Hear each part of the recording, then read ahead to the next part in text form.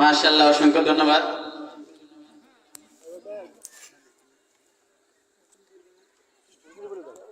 এর পর্যায়ে আমাদের সামনে মূল্যবান কোরআন এবং হাদিস থেকে আলোচনা নিয়ে আসছেন হাফেজ মাওলানা শাকিল হোসেন। হাফেজ মাওলানা শাকিল হোসেন।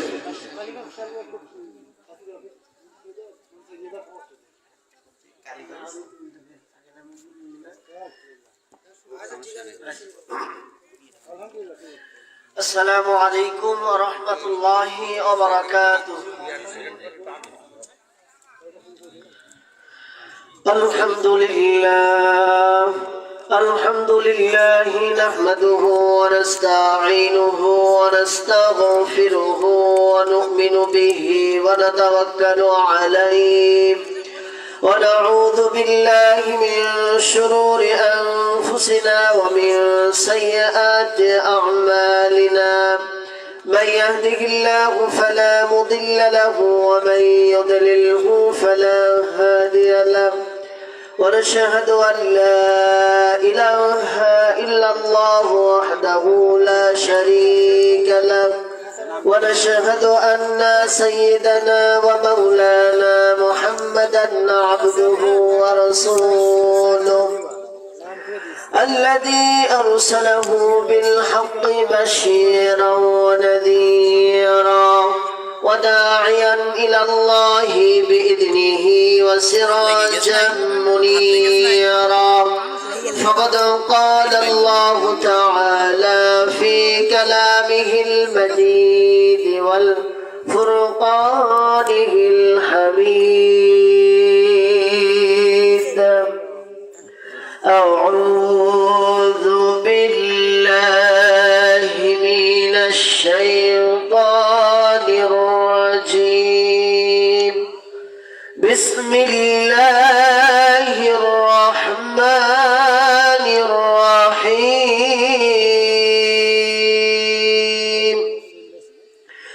ملة أبيكم إبراهيم هو سماكم المسلمين. إن الله وملائكته يصلون على النبي يا أيها الذين آمنوا صلوا عليه وسلموا تسليما. اللهم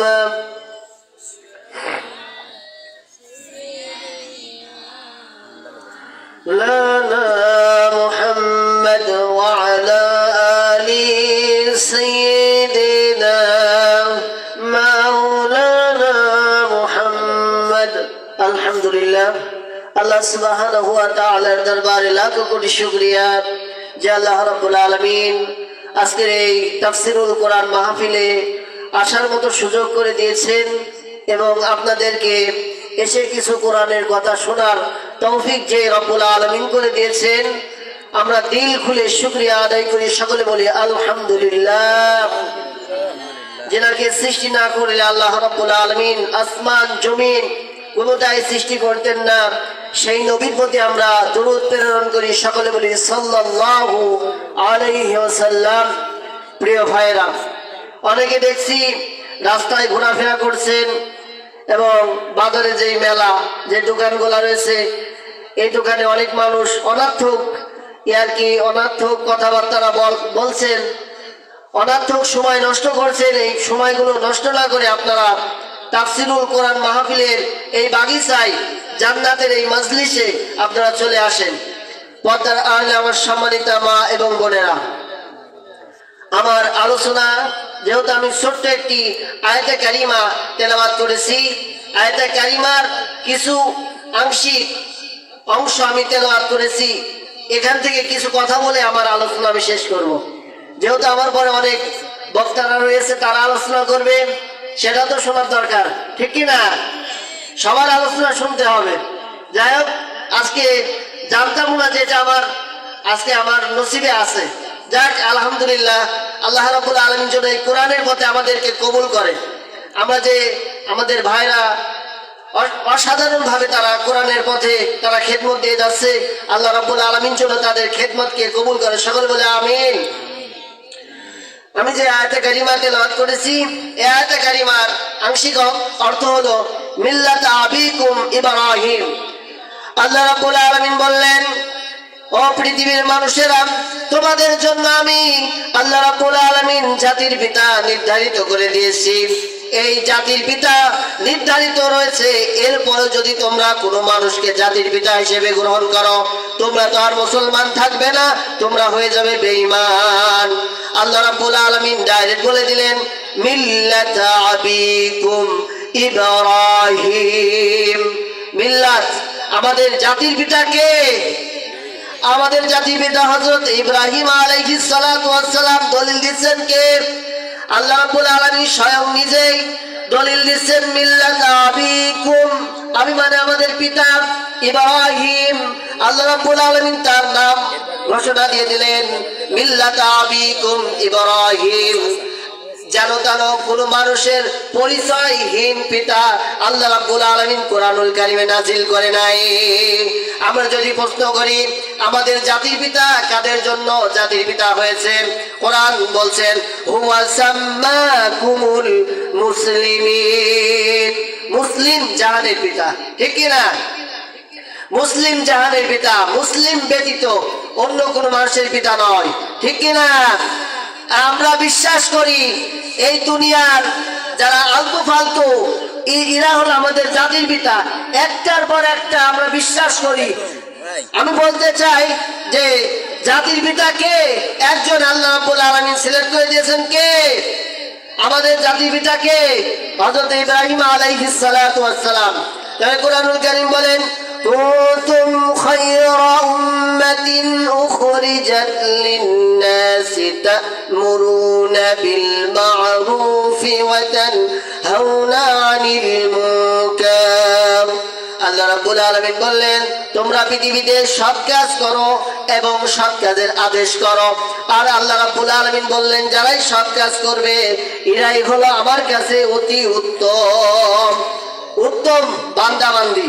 তাহলে সৎ কাজ নিজে করতে হবে এবং অপরদেরকে করার আদেশ করতে হবে। আর যদি নিজে সৎ কাজ না করেন তাহলে অপরকে যদি আপনি সৎ কাজের আদেশ দেন তাহলে কাজ হবে না। হবে বলেন? আমি সারাদিন ধরে ওয়াজ করছি কিন্তু আমার পরিবার ঠিক নাই, তাহলে যদি আমি যে কথাগুলো বলবো এই কথাগুলো জনগণের কোনো যারা ওয়াজ শুনবে তাদের কোনো ফায়দা হবে না। প্রিয় বন্ধুগণ, আমাদের সব দিকে লক্ষ্য রাখতে হবে। আমাদের প্রত্যেকটা কাজ আমাদের আল্লাহর রাজি খুশি করার জন্য করতে হবে। কার রাজি খুশি করার জন্য বলেন? আমাদের পিতা হবে কয়জন? একজন। তাহলে একজন পিতাতে বিশ্বাসী রাখতে হবে কোরআন অনুযায়ী। জাতির পিতাকে হযরত ইব্রাহিম আলাইহিস সালাতু ওয়াস সালাম। অনেকে আবার বিশ্বাস করি খাজা বাবা, শাহ আলী বাবা, গোলাপ শাহ বাবা, বাবার অভাব নাই। তাহলে যদি এত বাবা হয় তাহলে মূল বাবাই তো বাদ পড়ে যাচ্ছে, ঠিক কি না? আমাদের ঠিক রাখতে হবে জাতির পিতাকে হযরত ইব্রাহিম আলাইহিস সালাতু ওয়াস সালাম। প্রিয় বন্ধুগণ, বুঝাচ্ছিলাম ছোট একটি আয়াতে কারিমার কিছু অংশ কথা বলার জন্য। মিল্লাত আবিকুম ইব্রাহিম ওয়া সাম্মাকুমুল মুসলিমিন, কথাগুলো এর ভিতরে অনেক ভুল ভ্রান্তি থাকতে পারে, আপনারা ক্ষমা দৃষ্টিকে নেবেন এবং আমার জন্য দোয়া করবেন যাতে আল্লাহ রাব্বুল আলামিন কোরআনের পথে ইস্তেকামাত থাকার তৌফিক দান করেন। সকলে আমার জন্য দোয়া করবেন এবং আমার পরে যারা কথা বলবে তাদের জন্য দোয়া করবেন যাতে তারা জাতি মানে পরবর্তী তারা জাতির একটা ভবিষ্যৎ হতে পারে, জাতির একটা রাহবার হতে পারে। আমাদের জন্য দোয়া করবেন আল্লাহ রাব্বুল আলামিন যেন আমাদের সবাইকে দ্বীনের পথে কবুল করেন এবং আজকের এই মাহফিল যেন কাল কিয়ামতের ময়দানে আমাদের জন্য নাজাতের জারিয়া হয়ে যায়। আমার জন্য দোয়া করবেন। আর বিশেষ করে সবাই সবার জন্য দোয়া করবেন। এই কথা বলে আমার কথা শেষ করছি। আল্লাহ হাফেজ।